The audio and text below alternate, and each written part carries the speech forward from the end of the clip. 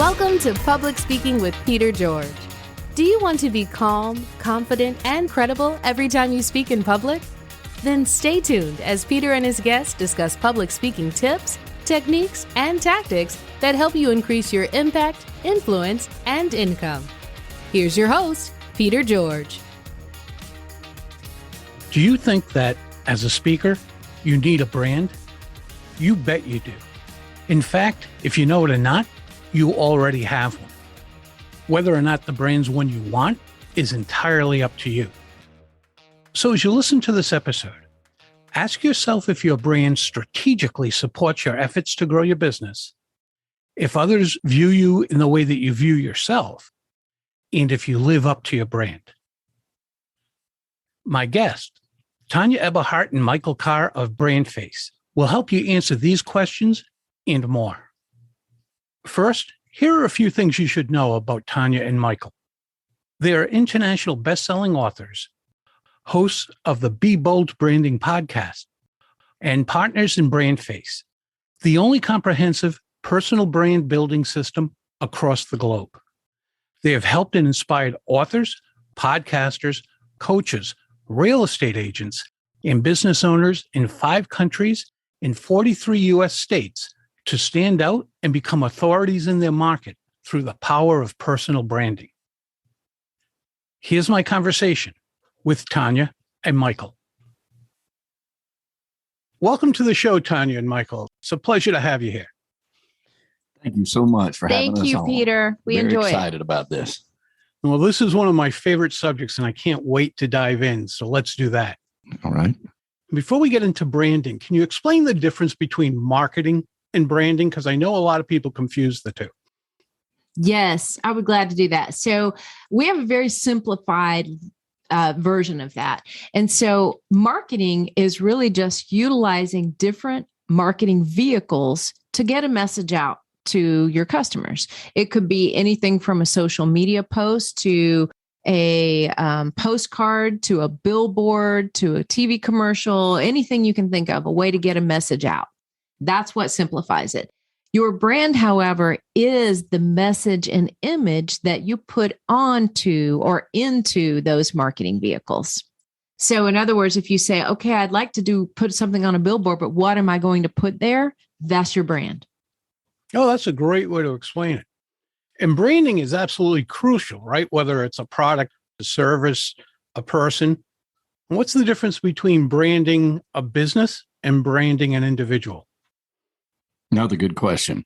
We say that whether it is a business or not, that business has a personal brand, all right? Napoleon Hill taught us that years and years ago when he said, the success of a business is very dependent upon that business's, the back personalities of that business.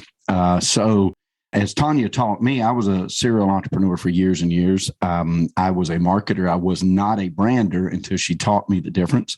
And then when she came into my life, I hired her as a company to launch a real estate brokerage. And she said, you're going to be at the forefront of the business. And I'm like, no, I don't want that. I want just my name on there and then somebody else can do it. And I can be in the back room fishing and going to go do something else or on vacation or something like that, right? These wild entrepreneurial dreams that we have. She's like, no, it's not going to happen that way. You're going to be in front of everybody because they need to know the acumen of what started this company and what it stands for. And that is 100% you. And so she's taught me now that really it doesn't matter how big a company is. They can have a brand, like they can have a shoe, they can have a soda pop or something, but they still need a personality that sells that is the front of that. And personal branding is very important for any entrepreneur or forward-facing professional because it's the recognition on the street that gets you more business. And Tonya, they say that everybody has a brand. The difference is whether you built your brand or you just ended up with one. Oftentimes what your competitors gave to you. Is that correct? That's so correct. We all do have a personal brand, but I look at it this way. If you have a personal brand and you really haven't developed that on the front end, you are left to have the brand that people assign to you. But why on earth would you do that? Why can't you just teach people how to treat you, right? And that's really what a great brand does, is it sets everything up so that people become familiar with you and what you stand for before you even meet with them or talk to them. And that's what we call your brand preceding you, right? So that they know how to treat you even before you arrive. And that's what's really important. And if you don't have that out there, then you're left with just the engagement that you have with them face to face or on the phone when you are engaging in conversation with them. You're left with just that. And why would you only be left with that when you could develop a brand and have this salesperson out there for you 24/7, right? All the way around, whether it's in the introduction phase of a customer acquisition or if it's in the follow-up phase of customer acquisition, your brand should be everywhere. And that is a very great point. If you don't tell them how to treat you, they will treat you however they want to. And that establishes their expectations of your brand, Jess? Yes. Great way to put it, for sure. All right. So how can my listeners use branding to build their businesses? Okay. Well, the very simple answer to that is there are really 3 very simple steps to build a personal brand. And they're define, develop, and display. And if you want, Peter, I can kind of just briefly walk you through those. I would love that. All right. I'll start with define. So in that define phase, you're looking to define exactly who your ideal customers, or in your case, listeners, audience, who are those folks? Because how do you know what to put into your marketing or even your podcast to begin to attract them? Unless, first of all, you know who it is you're trying to attract. And that goes, you obviously work with a lot of speakers. Like, how do I craft this amazing speech when I get on stage? Well, the first thing you have to know is who are you talking to and what's important to them. So then in this defined phase, we also take a look at the things that make you unique. Why are you different? How are you different from every other speaker who ever went on the stage or every podcaster? What makes you unique in what you offer and what value you bring to that customer? And so those are the things we look for in the defined phase. We're seeking in that phase to come out with what it is that we stand for, what it is we want to be known for. What's the next phase? Next phase is develop. And so after you find a position that you're going to be really starting off from, that point of differentiation that is going to set you apart from everybody else, it's not just enough to have what we call the 3 amigos. Don't fall into the trap of 3 amigos. You don't want to have just a photo, a tagline, and a logo. Now you've got a brand. Those are branding elements. They're not a brand in and of themselves. You've got to take it the next step. And this is where you start to develop things like your bio. And we're not just talking about a professional bio that's I've sold X amount of, or I've had, did X amount of business, or I've spoken in front of X amount of crowds, or those things are important. But what's more important is the why, your why. And developing that out in a bio is very important. What was something, what led you to this? What pushed you to become this form of entrepreneur? What was your driving forces on this? Who have been the most people that have helped you with that have been an influence in your life to get you those? Because that's the story behind the brand. It actually is the most attractive part to anybody. And then we can't stop there. You've got to go on to imagery. Your background imagery. This should also support the wording that you have in your bio or your elevator pitch or your spotlight glance, or, these things that are part of what we build out. And then all the way down to very thoughtful photos of yourself. We know that a picture's worth 1,000 words. The words and the pictures have to match for the image and the message that you're trying to get across to that ideal customer.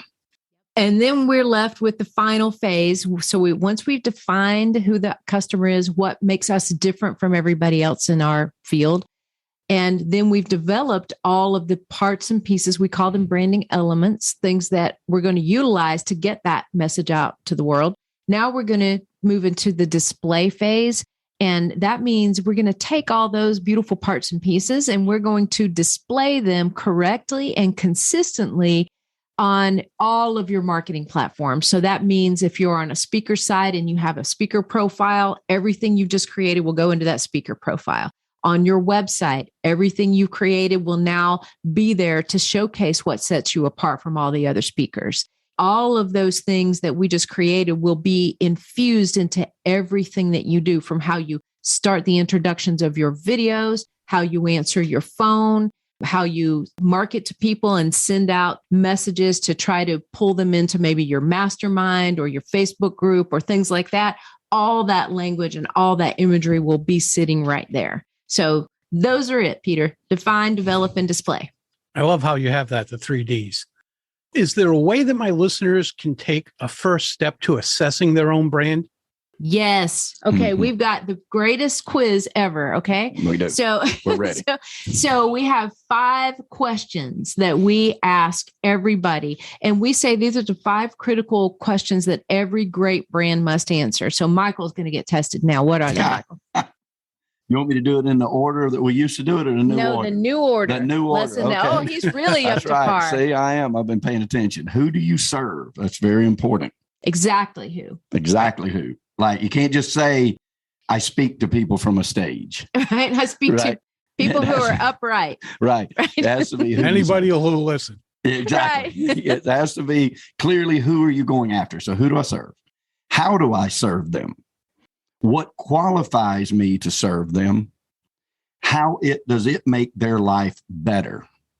And then the number one thing that you've got to pay attention to is what sets you apart from everybody else that does the same thing. Right. So we start with those 5 questions for the quiz to say, hey, this is the benchmark to whether or not you actually have a brand, partial brand, or no brand at all. Yeah. And we always like to say, even if you know with certainty the answers to all 5 of those questions, it's not enough to know, you have to show. And so that's where the brand imagery and putting it out there, that's where develop and display comes in. You talk about how you differ from others. How do you guys differ from your competitors? Great question. Okay. So number one way, we are the most comprehensive personal brand building system across the globe. We don't miss anything. We deep dive, and it's all we do is personal branding is all we do. So that's one way that sets us apart. And another is we're known for our mantra, which is people don't do business with a logo. They do business with a person. So those, I think, are our 2 main ones. I love the second one. I like them both, but I love the second one because I've often said, my corporate papers aren't doing business with your corporate papers. Right. I love it. I love it. As the old saying goes, and Bob Berg, the author, always says, all things being equal, people do business with those they know, like, and trust. And your brand leads to that, correct? Absolutely, it does. What happens if you set up expectations with your brand and then you don't live up to those expectations? That is, that's going to become widely apparent to all of the people that now you're not attracting. Now you're repelling them, right? No, we also said it is one of the things that Tonya taught me. And we really like to say now a great brand doesn't just change the way people view you, it changes the way you view yourself. And so doing that deep dive about that branding, it gives you something, it gives you focus. And I learned this being a client of the company before I became a partner in the company. I just loved so much, not only the results that I got in my company, but I also love the position that Tonya was coming from. Their authenticity was something that was very important. And I remember in one of our first interviews, she told me, she said, if I'm going to work with you, and I'm thinking, well, if I pay you, you'll work for me, right? I mean, you'll let me know what I mean? But she said, if I'm going to work for you, you're going to have to be authentic to the brand that we build. I had never really thought about that before. I knew, to be honest, I was raised good. I was, you don't lie, you don't cheat, you do what you say you're going to do, you follow through on your promises, you under promise, over deliver. Like, I had all of those things down. That wasn't a problem, but I had never thought about it from a point of authenticity like that. So yeah, you absolutely have to, you can't fake it with a good brand because you're putting it out there in such an authentic way. People will know immediately if you're not going to deliver on what you say you will. And then there's one other thing we've learned over the years, Peter, in doing this and working with so many different people is that, Michael's right. If you are not equating your behaviors and so forth to the brand that you've put out there, there is some incongruence there that's going to give you some big trouble. But the flip side of that coin too is, rather maybe than asking if you can live up to the brand, ask yourself, does your brand live up to you? because do you have a brand you truly deserve? Because everybody has this inner star inside of them, these qualities and value that they can offer to the world. And the question for you guys out there today is, does your brand live up to you? Can you go deeper into that? I know what you're saying, but how do they determine that? Well, first of all, most people will know instinctively if they have a good personal brand or not. They'll be able to say, oh, my photos just like that doesn't feel like me. I don't really like the way my bio reads. It's just too sterile. It's too corporate. My logo, it's really not what I'm after. They instinctively know if the things, the imagery and the message out there that they're putting out there aligns with how they really want to be seen. So that's the first question I'd say is, okay, all those things that we call a brand, putting all of those elements together and then putting them out there, does it represent you the way you want to be seen? It's probably the best indicator. Yeah. And I think sometimes people also are surprised when they go through our process. We have 77 different criteria that we look at to build a brand. Like, so we dive really deep into it to say, okay, is this really a suit that you can wear every day? Because that's what we say. You got to breathe your brand. You should get up every day and your brand should be the first thing you think about, and how you apply that brand into your business acumen every day, no matter what it is. It should flow and breathe that brand. And so you have to dig deep enough to know those factors. We say, it's hard to read the label when you're inside the jar. I know that I could have never done it. And we have constant conversations with our clients all over the country and in 6 other countries. And they say, I could have never put all this together. Like, I could not see all of these things about myself. And so I think on the front end, they noticed, well, I don't, it just doesn't feel right. Or, I'm just not, my things aren't lining up the way they're supposed to. This doesn't really portray me. And then when they go through our program and we dig and we dig and dig, I think the back end of that, they're even more surprised. I know I was, to find out, what, this was my star. Like, BrandFace uncovered this. And now I've got a reason. Now I've got something to live up to. So it's really probably a mix of both. 77 criteria. That's amazing. That's digging deep. I wouldn't have imagined it would have been that far. Yep. We really spend time with our clients, getting to know them. Several people on our team members too inside the process. And then we collaborate even with them, because we are a good example of what they're going to be putting out there. We're humans too, and we consume and we buy and we listen and we read and all of the things that, any entrepreneur will be doing. They are services in which we participate in. So we're a good judge of that, and not just knowing brands inside and out. Do you think that your client's success is part of your brand? Absolutely. Oh, yeah, for sure. Yes. Mm-hmm. Yes. It's that the happiness they feel, the reward that they feel, all the emotions that come with building a brand and lead to that success. Because when they come in and they know that what they had out there didn't represent them the way they wanted to be seen, and there was no congruence there, and they go through this process, and then what inevitably happens is everybody says, gosh, this made me so much more confident. And when you're confident, that breeds success, because you now are more excited about getting your brand out there. You don't mind introducing yourself at a big networking event. You're proud to show your new spotlight sheet or business card or a new video or billboard, whatever that is.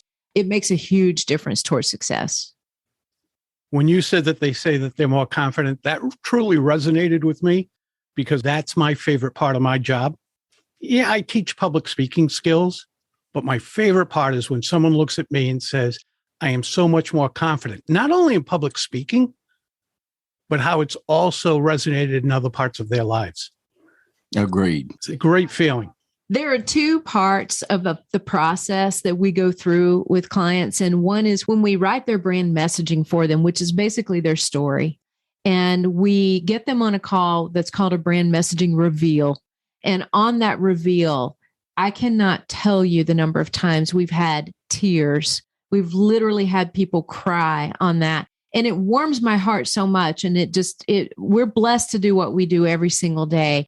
And that's just part of it. And I'm talking grown men crying, right? Just Good. because, they didn't see themselves that way. And so many times you get through with reading just the bio and they say, oh my gosh, is that me? Yeah. I really did all those things. Oh my goodness, that is me. That is right? me. And that brings me so much joy. And then to see the success that comes as a result of them feeling that kind of confidence and alignment is huge. Mm-hmm. For our listeners who need to either assess their brand, perfect their brand, how can they get in touch with you? They can go to discussyourbrand.com. Discussyourbrand.com. Yep. And that'll get them on a free call with us. And we'll talk a little bit about strategy, their goals, their challenges, what it's going to take to kind of bring their brand into alignment with who they really are. And that's where we all start. Well, Tonya and Michael, thanks so much for being here and sharing your time and your expertise with us. Thank you, Peter. Thank you we for appreciate having you. us on. That's a wrap of another episode of Public Speaking with Peter George. Be sure to rate, review, and subscribe wherever you listen to your favorite podcast. Tune in Monday when you'll hear another episode of Public Speaking with Peter George, and again Thursday for your next episode of Quick Bites, public speaking tips and techniques you can digest in 5 minutes or less. Until next time, remember, when it comes to speaking in public, you've got this.